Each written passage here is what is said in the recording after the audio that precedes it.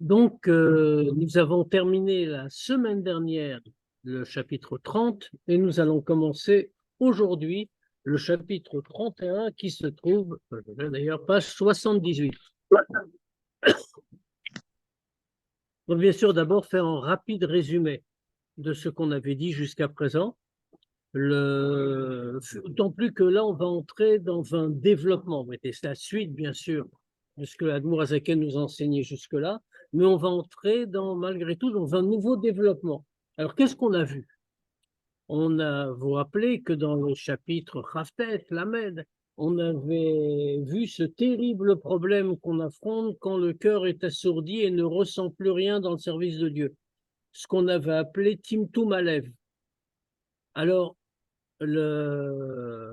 maintenant, se sortir de là est très difficile, bien sûr. On avait vu d'autres sujets auparavant dans Tania, mais on est arrivé à ce point ultime qui est très fort. Comment peut-on faire quand on ne ressent plus aucune attirance pour le service de Dieu? Même si on peut être très bien, bien sûr. Ça ne veut pas dire du tout qu'on fait des avérotes ou des choses comme ça. On peut même être en Benoni, mais on ne ressent rien. Alors que faire? C'est d'une clipa très grossière qu'il s'agit. Donc, il faut absolument s'en sortir. Le Hanmoazaken avait cité ce mot des Chachamim, le Zohar, qui nous dit qu'une bûche où le feu n'arrive pas à prendre, alors mais on doit le battre, on va le frapper jusqu'à ce que le feu s'attrape. La même chose, on va frapper le Nefesh Abam. Comment on s'y prend pour frapper le Nefesh Abami? C'est ce que le Hanmourazaken a développé. On le frappe en disant, en- on le frappe en disant tout ce qu'on est, en prenant conscience de ce qu'on est, et en prenant conscience du bas niveau auquel on se trouve. Et à cause de ça, donc, on n'a plus aucun sentiment, plus rien du tout. C'est-à-dire que on doit, c'était la grande réponse, hein, la grande solution. Ça veut dire, quand on va réfléchir, quand au statut qu'on a, au niveau auquel on se trouve, et qu'on va vraiment en prendre conscience, alors ça va rabaisser la clipa, ça va rabaisser le nefesh abahamit, et comme ça, nous allons pouvoir on a battu le Nefesh Abahamit et le feu va pouvoir de nouveau prendre dans cette bûche qui semblait incombustible. C'est-à-dire qu'on aura vaincu le Timtum.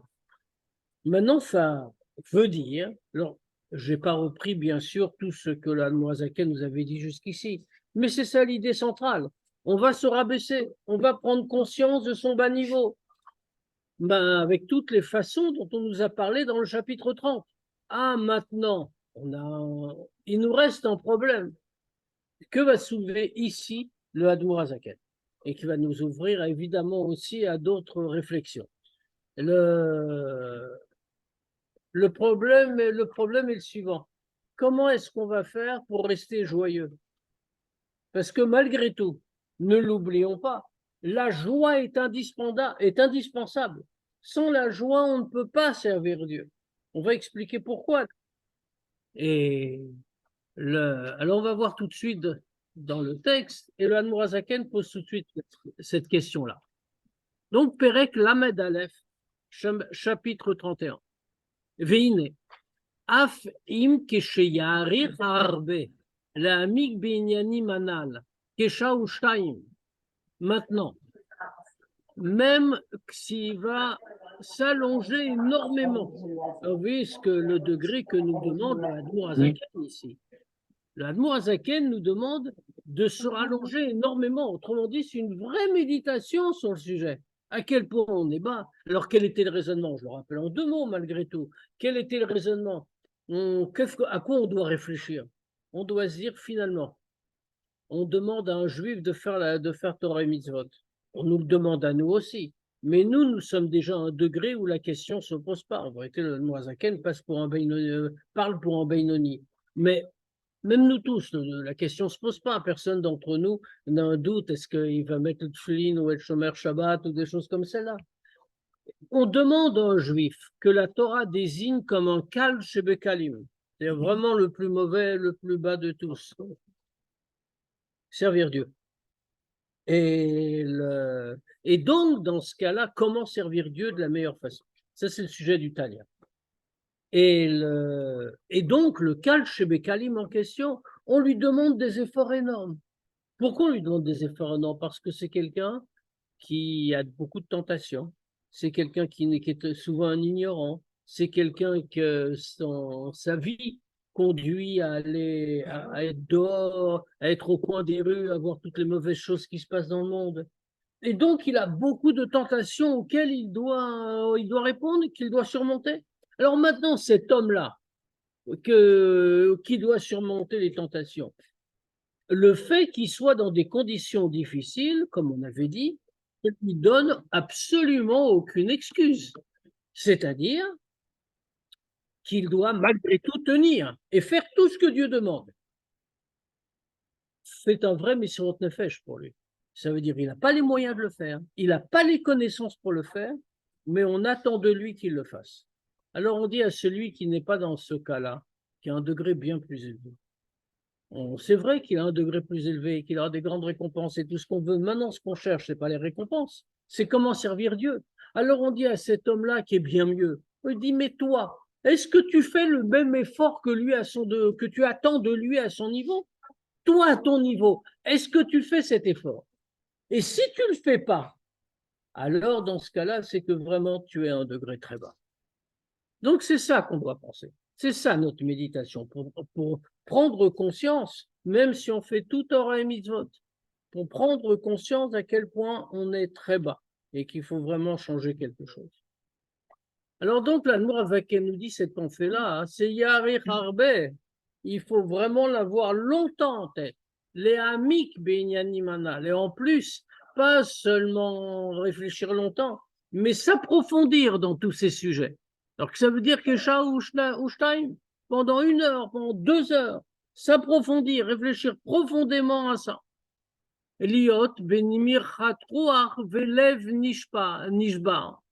Mais quel est l'aboutissement? Ça va servir à quoi d'être comme ça pendant 1 heure à 2 heures à réfléchir à toutes ces choses pour avoir l'esprit rabaissé et le cœur brisé? Parce que comme il est écrit, comme on avait dit précédemment, Lev nishba, roach nishbara. Le cœur brisé, le roach, l'esprit brisé. Mais il y a une interprétation plus profonde que celle-là, c'est que quand on a le lev nishba, quand on a le cœur brisé, alors dans ce cas-là, le roach de la sitra achara, l'esprit d'impureté nishbara, l'esprit d'impureté est brisé. Autrement dit, en se rabaissant, on se délivre. Maintenant, si on fait ça, c'est très bien, on a eu une bonne intention. C'est ce que le Hanmourazaken nous a dit juste au chapitre d'avant. C'est la solution pour écarter Timtum Alev. Et maintenant, il y a Voli de Hatzvut Gdola. On va arriver à une grande tristesse. On va se rendre compte de ce qu'on est. Et c'est pas gai. La vision n'est pas gaie. Donc, dans ce cas-là, on va arriver, en prenant conscience de ça, à Hatzvut Gdola. Or, la tristesse, et en particulier quand elle est grande, c'est exactement le contraire du service de Dieu. Pourquoi? Pourquoi c'est le contraire du service de Dieu? Après tout, on le dit toujours, hein, Ivdo et Hashem Besimcha, il y a plein de psukim qui nous disent que la joie est importante. Mais du point de vue des idées, pourquoi est-ce qu'on dit que la tristesse, ça ne va pas? Si quelqu'un est triste comme ça, il regrette, il n'est pas comme il faut, etc., on a plutôt tendance à dire c'est quelqu'un de bien. Pourquoi est-ce qu'on dit que c'est le contraire du service de Dieu et que la tristesse, c'est quelque chose de si grave que ça? Peut-être parce que ça crée un manque affectif. Ça me crée, pardon? Un manque affectif. Mais c'est une manifestation affective, la tristesse aussi. Pourquoi un manque affectif? En réalité, C'est-à-dire qu'en fait, une fois qu'il est triste et qu'il est dans cet état de manque affectif, il n'est plus capable d'être dans la simra et de faire la religion convenablement. et alors, et s'il n'est pas dans la simcha, il fera la religion sans simcha? Pourquoi c'est un C'est-à-dire qu'en problème? fait, c'est-à-dire qu'en fait, ça va créer roi tout en lui. Ça va Alors, créer un vent de folie. mais pourquoi? C'est la question qui est posée implicitement dans le Tanya. Pourquoi est-ce qu'on dit tout ça? Tout ça est vrai, hein, je ne suis pas du tout en train de dire que ce que vous avez dit est faux. Tout ça est vrai. Mais ce qu'il faut comprendre, c'est pourquoi. Pourquoi est-ce que la tristesse, c'est grave? Pourquoi ça fait un vent de folie et pourquoi c'est pas positif? Si quelqu'un est triste parce qu'il n'a pas fait des avérotes, c'est une chose. On n'en parle pas. Ça, bien sûr, il faut pas. Mais si quelqu'un est triste parce qu'il n'a pas fait assez de mitzvot, pourquoi c'est mal? En vérité, c'est expliqué ailleurs. Le Tanya nous l'a déjà fait comprendre, mais c'est pas dit de manière très développée. Que la tristesse, pourquoi on est triste en vérité? On peut être triste pour deux raisons. Ça, le Tanya nous l'a dit précédemment. Mille de Alma et mille d'Ishmaya. Il y a des raisons matérielles, mille de Alma, les choses du monde, et à mille d'Ishmaya, les choses du ciel, des raisons spirituelles. Les raisons, on comprend très bien pourquoi c'est un problème. Quand quelqu'un est triste, par exemple, quelqu'un est triste pour des raisons, il y a chazvé shalom, des choses pas bien qui lui arrivent matériellement. Il n'est pas sur personne, bien sûr. Il n'est pas en bonne santé. Il est triste, il est malade.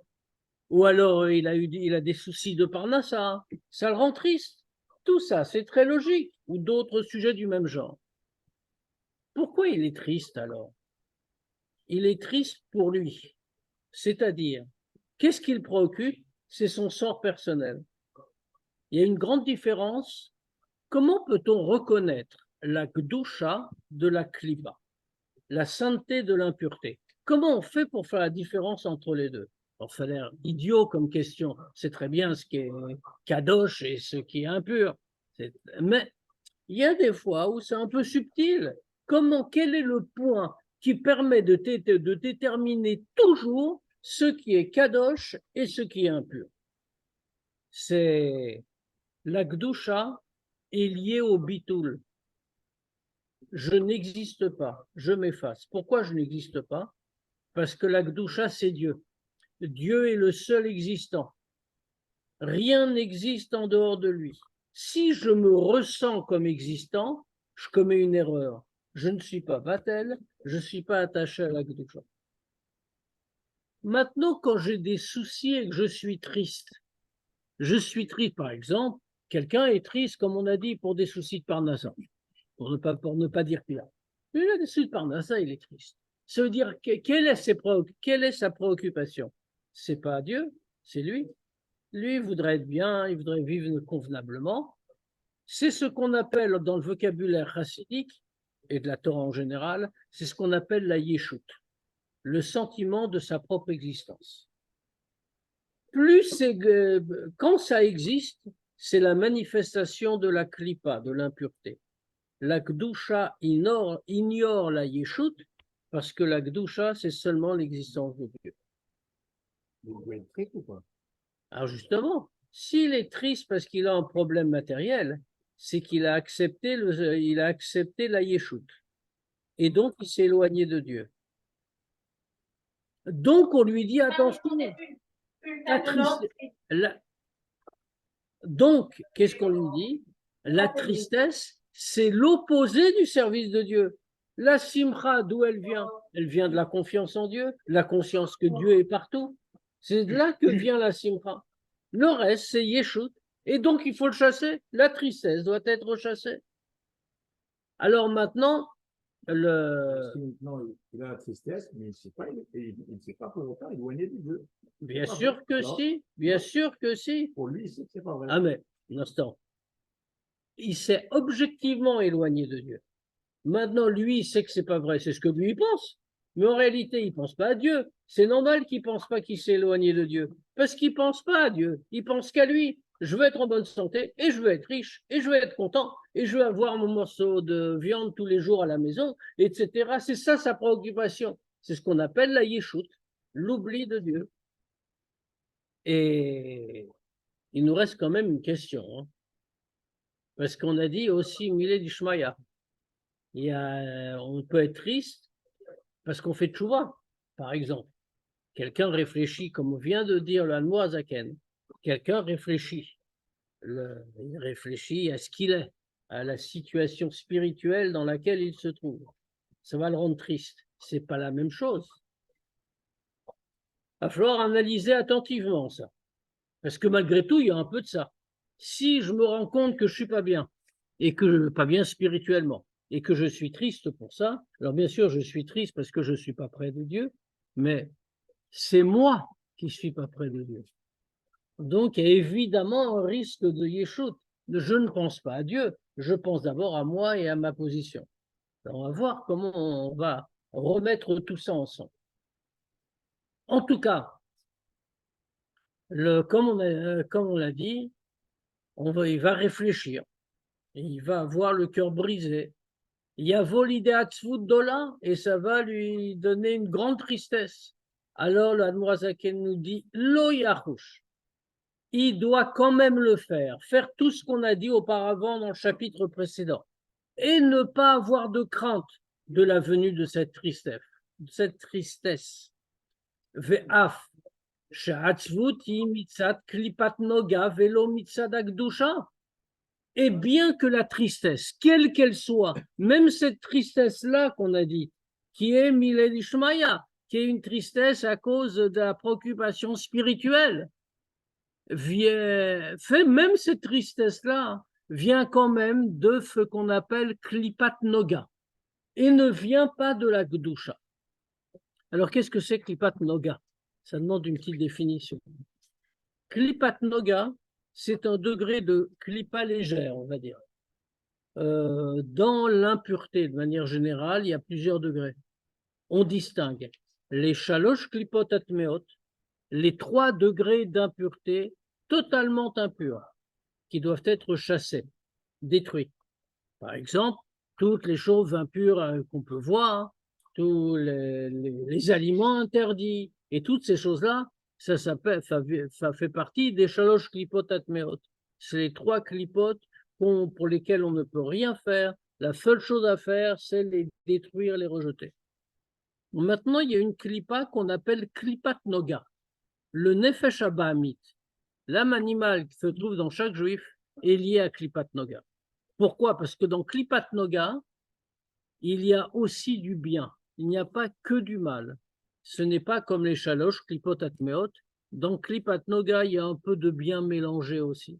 Et c'est pour ça que le Nefesh Abahamit chez un juif, il est attaché avec Klipat Noga. Il y a des choses matérielles, il y a des choses pas bien, mais il y a aussi du bien. Donc, il faut faire. Donc, ça veut dire en tout cas, pour le moment, ça signifie, d'après ce qu'on a dit, que la tristesse est toujours liée à la klipa. Ma klipat noga. L'écorce intermédiaire. Ça ne veut rien dire. C'est pour ça que je l'expliquais. Le mot klipa, ça veut dire écorce. Mais pourquoi on l'en fait c'est la Kabbalah qui emploie ces mots-là qui ont été repris par Chassidut. La klipa fait appeler écorce parce que de la même manière que l'écorce protège le fruit, la pulpe, et qu'il faut rejeter l'écorce pour trouver le fruit, de la même manière la klipa protège la réalité des choses, recouvre la réalité des choses. Il faut l'enlever, la rejeter pour trouver les choses qu'il faut. Alors maintenant, noga, c'est-à-dire la plus fine. C'est un petit peu, si on veut comprendre un exemple matériel, on voit que dans une orange, par exemple, on enlève l'écorce de l'orange qui est immangeable. Ça, si on peut dire, ça représente la klipa totale. Tout ce qu'on peut faire, c'est l'enlever et la jeter. Comment on la mange en faisant une confiture. Ah, mais ça, c'est autre chose. C'est un travail sur la klipa. Mais parce que vous êtes un tzaddik gamour, mais si vous n'étiez pas... et en tout cas, en dessous de cette écorce, il y a une petite peau blanche qui est aussi une écorce, qui n'est pas la pulpe. Et pourtant, celle-là, on peut la manger sans préparation.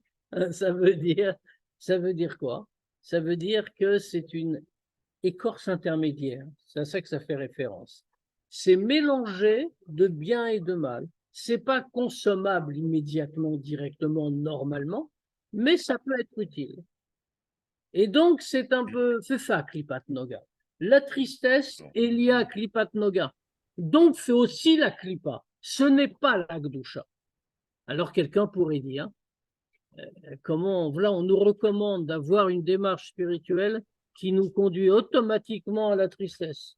Or, la tristesse, c'est Klipat Noga. Velo mitzada Gdusha. Ça ne vient pas de la Gdusha. Pourquoi? Ki betzada Gdusha active. Parce que il est écrit à propos de la Gdusha, Os vechet va bimkomo. Il n'y a que de la joie, de l'allégresse, de la puissance et de l'allégresse à son endroit. Là où est Dieu, c'est la joie qui règne. Et comme les Chachamim nous enseignent, la Shrina ne peut venir, et d'ailleurs, c'est à ce sujet qu'il cite le verset qu'on a dit, il dit, de là on apprend que puisqu'il y a l'allégresse à son endroit, la Shrina ne peut venir que dans la joie. Comme on voit, il y a plein d'exemples, même dans l'histoire de la Torah. On voit que tant que Yaakov a cru que Yosef avait disparu, était mort, il n'a pas été joyeux. Et on voit que Dieu ne lui parle pas pendant toute cette période. Ça a duré des dizaines d'années, de plus de 20 ans. Et Dieu ne lui apparaît pas, ne lui parle pas, parce qu'il était triste. Et la Shrina ne vient que dans la joie. Et pareil, même pour la halacha. Qu'est-ce qu'on nous dit pour la halacha? Mais il a eu quand même de la névoie, comme quoi. Pas pendant cette période.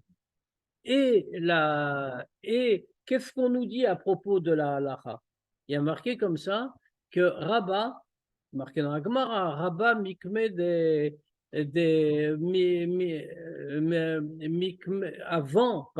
Rabba, avant d'enseigner au Chachamim, Amar mikme des patar, cherchez le mot, des patar leoule rabanan, avant de commencer à enseigner au Chachamim, Amar milta dibdichuta, il leur disait une blague.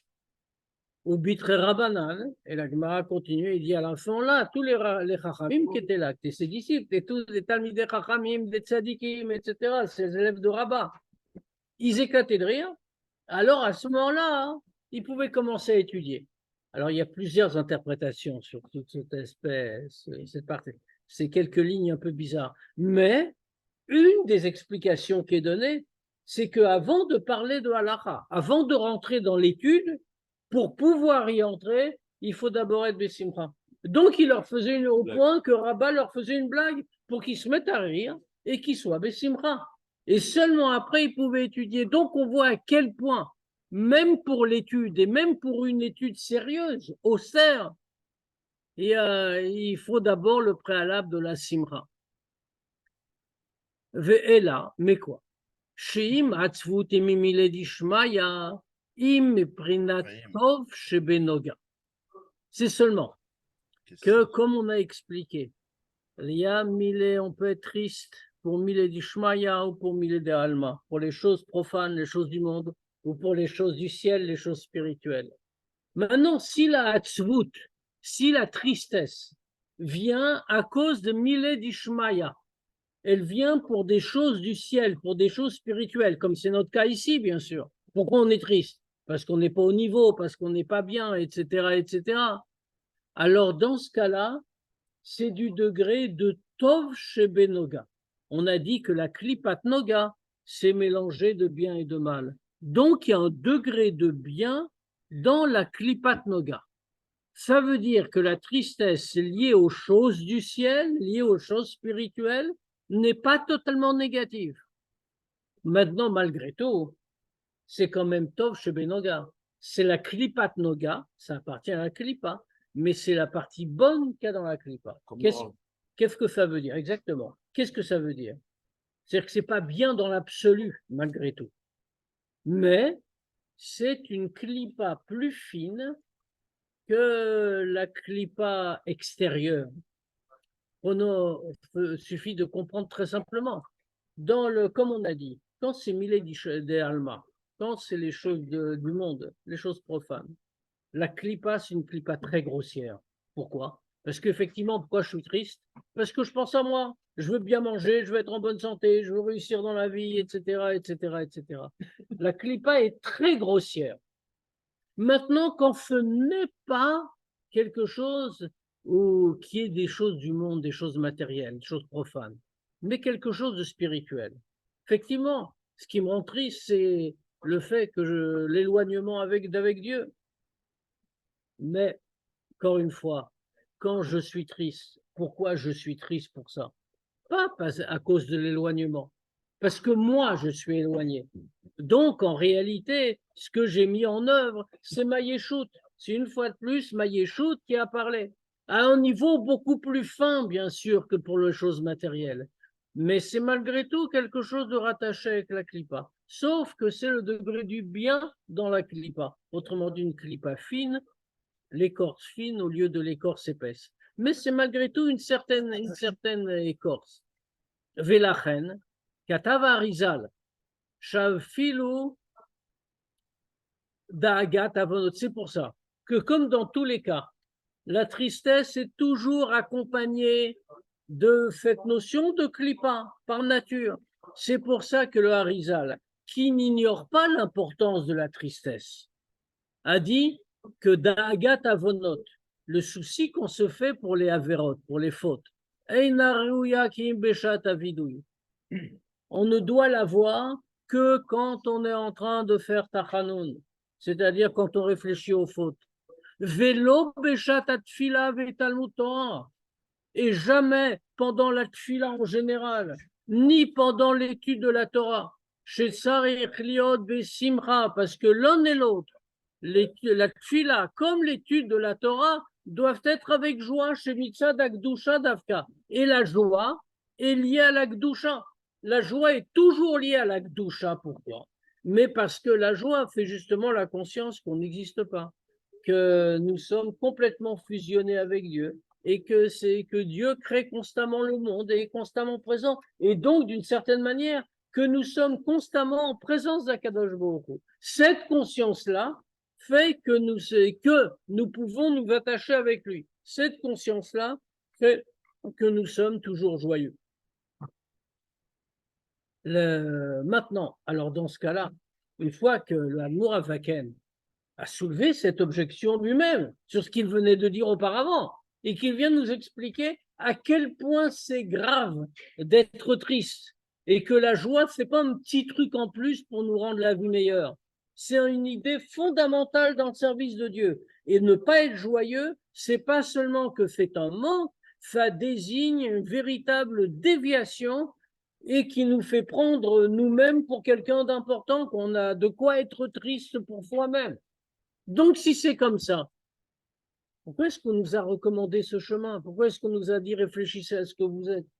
Ça va obligatoirement nous rendre tristes. On voit quand même qu'on l'a limité. Et le Hanmour Azaken a rapporté le Harizal. C'est pas tout le temps. C'est juste pendant le vidouille, certainement pas pendant la tfila, certainement pas pendant l'étude de la Torah. Le reste, c'est tout le temps de la joie. Maintenant, Afal Piken. Malgré tout, il faut l'utiliser. Pourquoi il faut utiliser cette arme? Arekari amida le arpia le sitra achara bemina vedugmata. Parce que c'est comme ça la manière de plier l'impureté avec ce qui lui ressemble. Alors, qu'est-ce que ça veut dire? En réalité, on est en train de mener un combat très dur là. Il faut désassourdir le cœur. Il faut retrouver un cœur qui ressente le service de Dieu, alors qu'il est complètement assourdi par notre propre grossièreté. Donc, on a dit, tout ce qu'on va faire. Ah, maintenant, une fois qu'on a dit ça, alors, il faut donc courber la citrahara, il faut courber l'impureté. C'est elle qui nous empêche de ressentir. Pour courber l'impureté, comment on peut faire? On peut le faire uniquement avec quelque chose qui lui ressemble. Qu'est-ce que ça veut dire? En fait, c'est le Nefesh Abahamit qui nous pose problème. Le Nefesh Abahamit nous embête. Le Nefesh Abahamit vient, il nous empêche d'avoir des perceptions normales, d'où le fait que nous ayons un cœur assourdi. Donc, il faut courber le Nefesh Abahamit. Pour être joyeux, comment on a expliqué la joie et la tristesse? La joie, c'est le bitoul, c'est la gdusha. Je n'existe pas, seul Dieu existe, je peux m'attacher à lui, donc évidemment, je suis joyeux. La tristesse, c'est j'existe, je veux mes intérêts matériels ou plus finement spirituels, mais c'est mes intérêts qui comptent. Et ça, c'est la klipa, la yeshut. Le nefesh habahamit, qu'est-ce qu'il comprend? Est-ce qu'on peut parler au nefesh habahamit de bitoul? Non, il ne comprend pas le mot. Tout le nefesh habahamit, c'est le contraire du bitoul. Tout le nefesh habahamit, c'est j'existe. C'est lui qui anime le corps, c'est lui qui le fait vivre. Il existe dans le monde. On essaye de lui dire, tu sais, tu vas être joyeux et tu vas être battel. Ça n'existe pas. C'est impossible. Il ne peut pas comprendre. Donc, il faut lui parler son langage. Comment on va lui parler son langage? On va utiliser Klipat Noga, qui appartient au Nefesh Habahamit. On va lui dire, regarde, je suis loin de Dieu. Quand je réfléchis à ce que je suis. Alors, il ne faut pas aller à l'écorce épaisse, hein, juste la fine. Je suis loin de Dieu. Et comme je suis loin de Dieu, alors je suis très triste, parce que je suis très éloigné. Ce n'est pas du bitoul, on l'a dit, c'est Klipat Noga. Mais avec ces termes-là, je peux le renverser. Ça, il est capable de comprendre. Je suis triste parce que je suis loin de Dieu. Alors, dans ce cas-là, comme ça, on va pouvoir le plier. Il va ressentir cette tristesse qu'il ne ressentirait pas autrement. Et ça, c'est important parce que c'est lui qu'il faut briser. Kma Marazal, on en a des exemples dans la Gemara. Kma Marazal, la Gemara nous dit Mineube Abal Eshade Benarga ou Pagabo Kayotsebo. C'est deux exemples de deux Gemarot différentes. Le Mineube Abal Eshade Benarga. On nous dit que la Gemara, elle raconte qu'il y a eu le prophète Ovadia. C'est à lui que Dieu a fait annoncer la chute de Édom, qui était à l'époque le grand conquérant. Et donc Dieu lui a dit de prophétiser quand faut la prophétie est dans le Nar. Hein. On voit qu'il annonce la chute de Édom.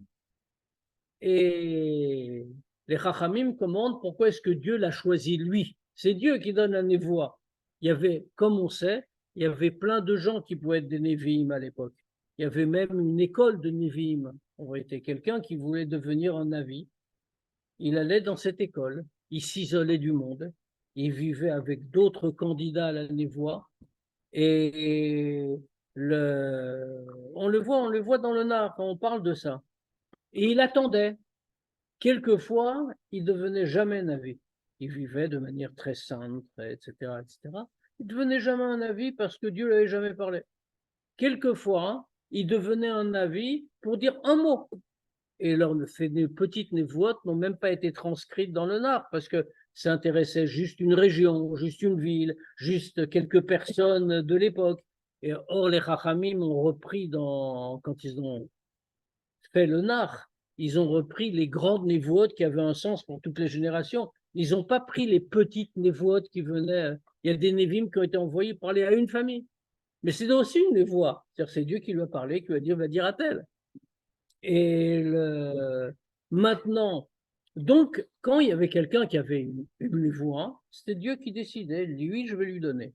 Alors, et les Chachamim demandent pourquoi Ovadia, il a fait qu'une seule névoie. Hein, lui. C'était celle qui annonce la chute de Édom. Il n'a rien dit d'autre. Édom, c'est de Rome. Et, pourquoi lui? Parce que lui, en fait, c'était un guerre édomie. C'était un converti de Édom. Il n'était pas juif de naissance. Il s'était converti au judaïsme, il venait de Édom. Alors les Chachamim disent c'est de là que ça vient, Mineube ave aval de benarga. C'est d'elle-même qu'on va faire la hache. Ça veut dire la hache qui va servir à abattre l'arbre. On va aller dans la forêt, on va prendre du bois d'un arbre et on va faire avec ça le manche de la hache. Et avec l'arbre lui-même, on va fabriquer l'instrument qui va l'abattre. C'est-à-dire que pour abattre quelque chose, il faut que ça lui ressemble. C'est l'illustration de ce qu'on a dit pour Nefesh Habahamit. voyons, Maria. Tu as parlé d'école de ma vie. Ouais. C'est quoi ça? Une école, c'est une manière de parler. C'est comme ça que c'est appelé dans le Nar. Mais ça veut dire que les Névim ils vivaient ensemble, loin de la ville, loin du bruit des hommes, dans la joie. C'est écrit comme ça. Dans la joie, et ils s'attachaient avec Dieu dans la tfila, etc., etc. Et un jour, peut-être, Dieu, il leur donnait une névoie. On les appelait pas des Névim, on les appelait les Bnei Anévim. Qui c'est qui dirigeait Ça se dirigeait tout seul, il n'y avait pas de direction. Ah non, c'est pas une école genre Bet Hana. C'est une structure, il n'y a pas de structure. Il n'y a pas de structure, d'accord. Mais comment ils se définissaient eux-mêmes comme prophètes? Ah, ils ne se définissaient pas. T'es prophète. On était Comment ils savaient prophète. qu'ils étaient prophètes? Ah, mais ils ne savaient pas. Ils espéraient le devenir. Ah, carrément. Wow. Et si mais parce qu'à l'époque, il y en avait beaucoup, encore une fois. Nous, quand on voit le Nar, on voit quoi? On voit quelques prophètes en réalité. Mais il y en avait beaucoup. Il y avait des gens qui avaient, comme je dis, un message à donner à une rue, une maison. Ça s'appelle un prophète. Si Dieu te parle, même si c'est juste pour me dire d'aller acheter je sais pas quoi, c'est une prophétie. Et qui avait toujours une conséquence positive de toute façon. Alors, si Dieu dit, c'est le problème de Dieu, si Dieu dit, regarde, tu vas aller parler à tel et tu vas lui dire fais telle chose. Peut-être c'est une fois dans la vie. Mais tu as parlé à Dieu une fois dans ta vie, c'est déjà pas mal. C'est ces gens qui s'isolent, ils sont devenus des tzadikim. Oui, bah bien sûr. On les appelait les Bnei Anevim. Alors, un rave en général, c'est tout son nom. Il vous voit pour la première fois, il vous cite quelque chose de personnel. C'est de la prophétie? Non, la prophétie n'existe plus aujourd'hui. C'est quoi ça? Faut demander au Rav.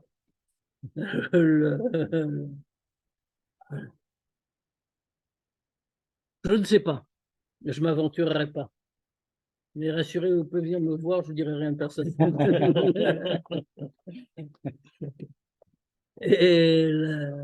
En tout cas, ça veut dire que c'est pour ça qu'il avait été nommé la même chose pour le deuxième exemple qui est donné. Ça vient d'une autre Gemara. Et mais le Almorazaken les a mis bout à bout.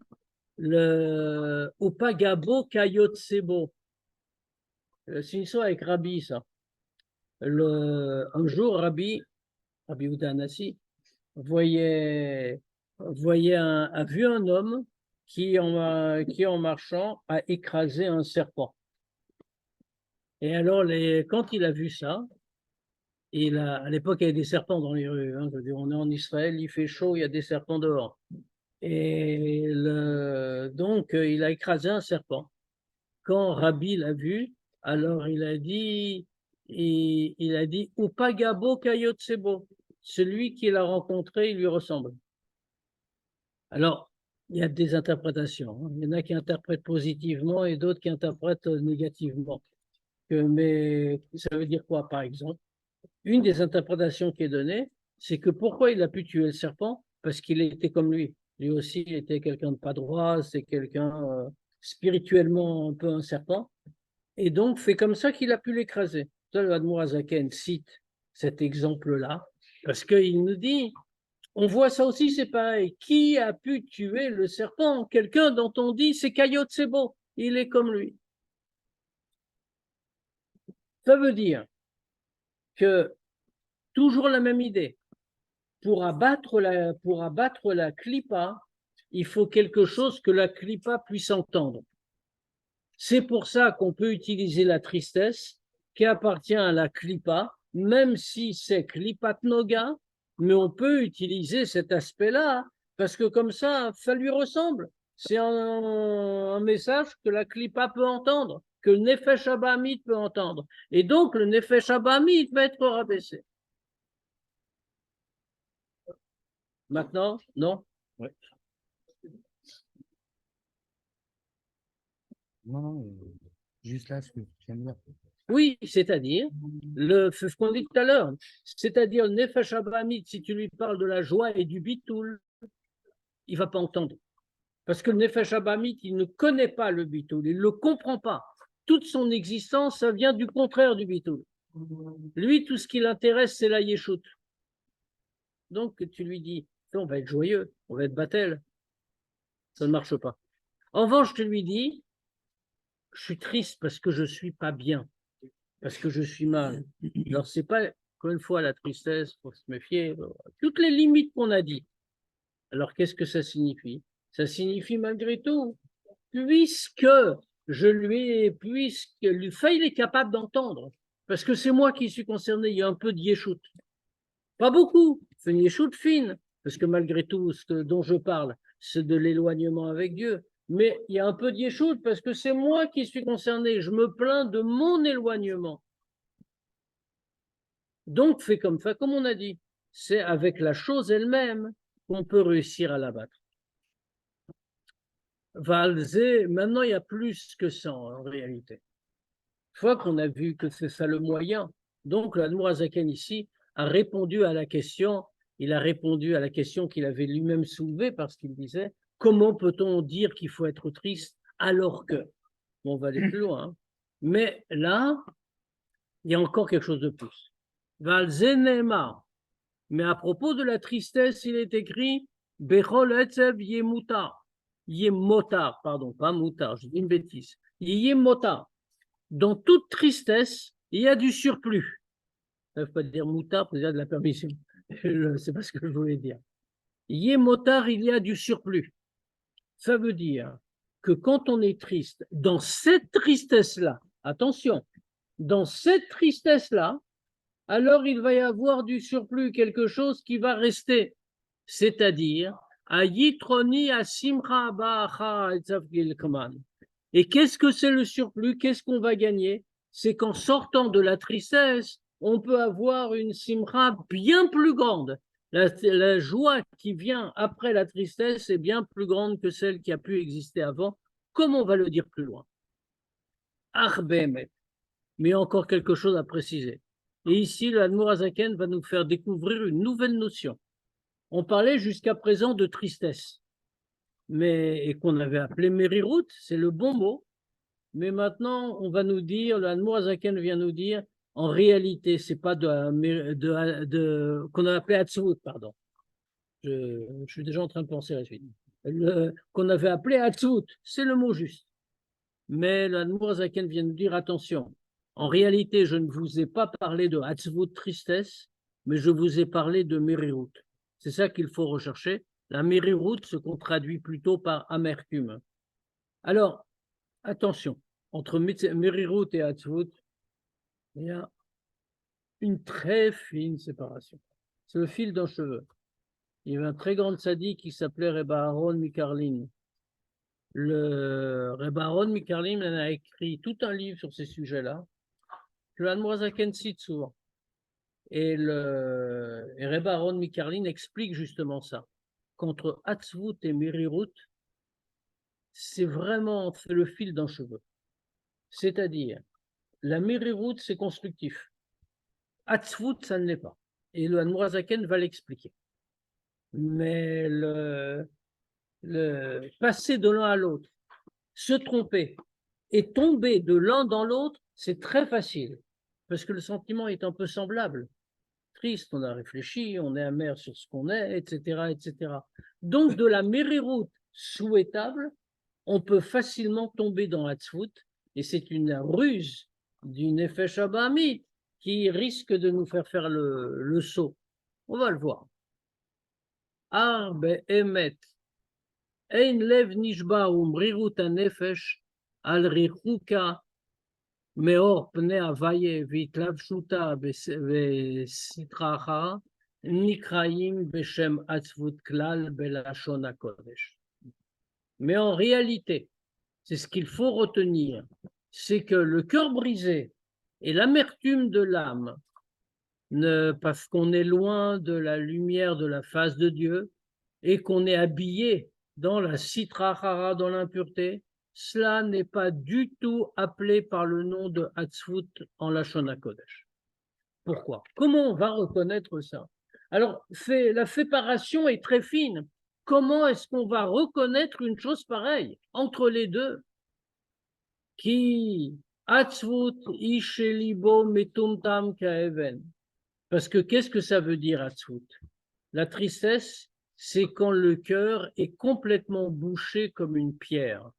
C'est ça que ça donne. En réalité, la tristesse a déjà été condamnée par le Admor Azaken. Si vous vous souvenez, premier chapitre, le Admor Azaken nous a parlé des 4 éléments qui constituent le monde, le minéral, le minéral, le végétal, non, pardon, les 4 éléments, c'est-à-dire la terre, je ne sais plus ce que je dis ce soir, la terre, le feu, l'air et l'eau, merci. Et qu'est-ce qu'on a vu? On a vu que l'élément de terre, c'est ce qui, entre autres, donnait la tristesse. Pourquoi? Parce que la terre est lourde, elle pèse, elle rattache vers le bas, elle ne ressent rien, elle n'a pas de vitalité révélée. C'est exactement l'effet que donne la tristesse. C'est ce qu'il nous dit ici. Le cœur est complètement bouché. Il est comme une pierre, comme du minéral. Il n'y a pas de vitalité dans son cœur. C'est-à-dire que la tristesse ne va jamais entraîner à faire quelque chose. Aval mirirut velev nishbarad rabba. Mais au contraire, quand on parle d'amertume et de cœur brisé, c'est exactement le contraire. Areyesh chayut belibo. À ce moment-là, il y a de la vitalité dans son cœur. Les itpael, les itpael, pour être touché, ou les itmarmer et être amer. Rak sheir chayut miprinat gvurot gdoshot vasimcha miprinat chasadim qui alève kaloul mishten. C'est seulement quoi? C'est-à-dire, ce n'est pas que la mériroute empêche d'agir, c'est le contraire. Et c'est même ça le point de repère qui permettra de dire est-ce que c'est de l'amertume ou est-ce que c'est de la tristesse? Si on voit qu'après la tristesse, alors on est désespéré, on baisse les bras, on se dit on ne peut plus rien faire. Tout est noir. Alors dans ce cas-là, ça s'appelle Atzvut. Et ça, c'est vraiment de la clipa. Si après avoir été triste, comme on a dit ici, dans les limites qu'on a dites, on a mériroute, on a eu mériroute, alors au contraire, on est actif. Prenons un exemple très simple, c'est l'exemple classique qui est donné pour faire la différence entre les deux. Un homme est dans une maison, et puis il est assis comme ça chez lui, et il y a un incendie qui prend dans sa maison. Alors, c'est sûr que quand il va réfléchir, l'incendie démarre, et il va tout perdre, tout va brûler, il est ruiné. Alors, c'est sûr qu'il est triste, dans tous les cas, il est triste, c'est pas une joie. 2 solutions. Il est triste et désespéré, il n'y a plus rien à faire. Il reste assis sur sa chaise, il ne bouge pas. Et il brûle avec. 2e solution, il se dit, je dois agir, je prends conscience qu'il y a un besoin. Je me lève et je me sauve et j'emporte avec moi ce que je peux. Le premier cas, c'est la tristesse, c'est le désespoir. J'ai plus rien à faire, je disparais avec tout le reste. Le 2e cas, c'est la prise de conscience de ce qui se passe et donc la décision d'agir. C'est l'amertume. C'est toute la différence entre les deux. Atzvut, c'est totalement passif, désespoir et renoncement. Mererut, c'est la capacité d'agir. Il est clair que l'homme, quand sa maison brûle, il ne perd pas la capacité d'agir. Ou alors il est fou. Il va se lever, il va s'en aller. Bien que ce soit très douloureux pour lui, ce qui est en train de se passer, très triste. Mais il le fait. Alors dans ce cas-là, maintenant, d'où vient cette vitalité? Cette vitalité sans joie. C'est étonnant. D'où elle vient? Des gvurot gdoshot. En réalité, l'amertume vient de la tribu de Gvura, tandis que la joie est liée à la tribu de Chesed. Pourquoi? Parce que le Chesed, c'est une mida, c'est un attribut ouvert, qui donne, qui se donne. Et donc, la joie en fait partie. Alors que la tristesse, c'est-à-dire, c'est une manière de dire, mais enfin bon, alors que la... Comment on appelle ça déjà en hébreu? La terminaison, on dit les 3 points. Comment on appelle ça en hébreu? On dit quoi? Je ne sais pas ce que c'est les 3 points. Les 3 points, c'est en bas de la lettre. Pour lire une lettre, c'est Gol. C'est Gol, voilà. Ah, le Ségol, ah oui, ah, d'accord. Ah, je ne comprenais pas de quoi vous parliez. Alors, le tifé chesed, qu'est-ce que c'est? Chesed, on a dit, c'est la joie. Maintenant, la tristesse, qui est un attribut, qui est une qualité, en fait, où on se concentre en soi, où on voile davantage, eh bien, ça s'attache avec voix, qui est une notion de voilement.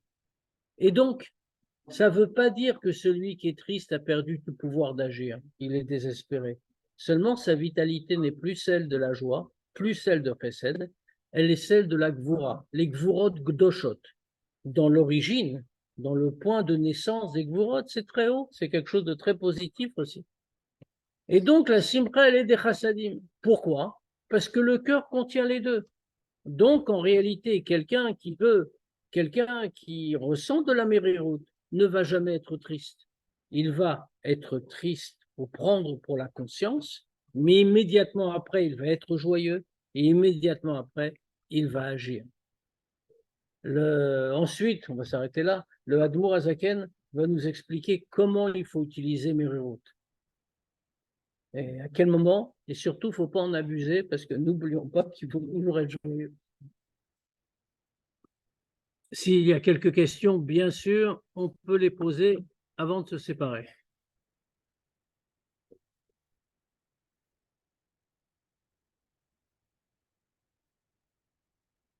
Bien, s'il n'y en a pas, maintenant nous savons tous que nous devons être joyeux, mais ne pas mais prendre conscience de ce qu'on est. Alors, En général, par exemple, bon, on va d'abord finir, Alors. après tout de suite. On se voit jeudi. Alors, jeudi soir, c'est Eid al-Nissan. Il y aura ici, en tout cas pour ceux qui sont à Paris, il y aura ici un Farbringen, une réunion chassidique pour l'anniversaire du Rabbi qui est le 11 Nissan, jeudi soir prochain. Mais le cours de Sikha n'est pas annulé. On étudiera, parce que le jour de Eid Nissan, annuler un shiur de Rabbi en plus, ça me semble un peu fait. Donc, on étudiera la Sikha, y compris par Zoom, et on ira au Farmangan ensuite. Ne vous inquiétez pas, ce ne sera pas trop tard. J'ai choisi une petite Sikha. Voilà. Bonne semaine à tous.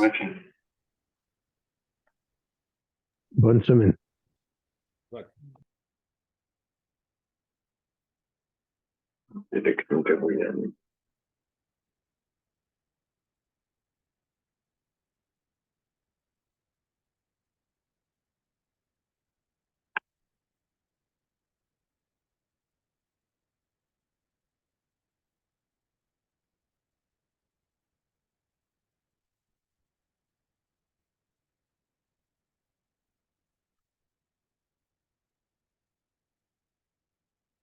Caché, caché, caché. Regarde.